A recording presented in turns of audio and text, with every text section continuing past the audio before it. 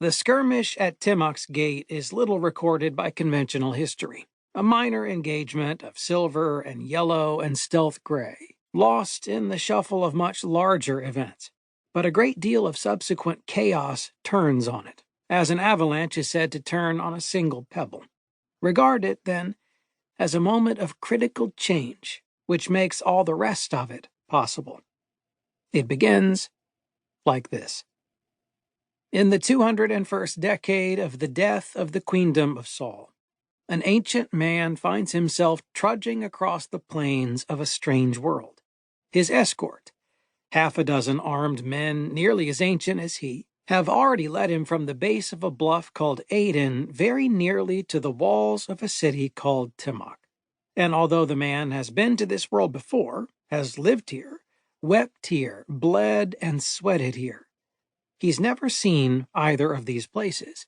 Indeed, he's not even sure they existed when last his boot heels trod this gray, powdery soil, for he has spent a great many years away, asleep, ensorcelled.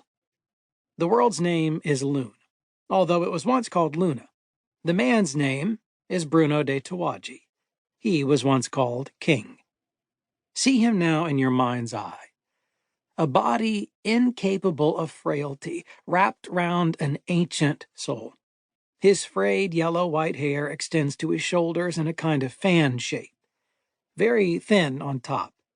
His teeth are chalky nubs in a jaw as sturdy as ever.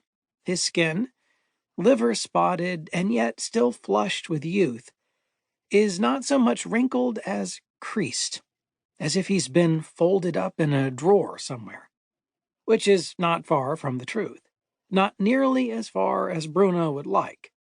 In decades past, the oldest towers were still enlivened, programmable, faced with wellstone, says Bruno's primary companion, Conrad Mursk, pointing at the city with young old fingers as the group crests a hill and looks down upon it.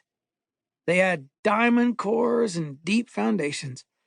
Survivors of the shattering, yes, very old and very grand. But 20 years ago, there were some strange malfunctions, and Imbrians can be painfully superstitious about things like that. So in the year of the Lamb, the buildings were torn down at great cost. The high towers which remain are of poured concrete over an iron lattice, a technique dating back to the old moderns of pre-Queendom Earth.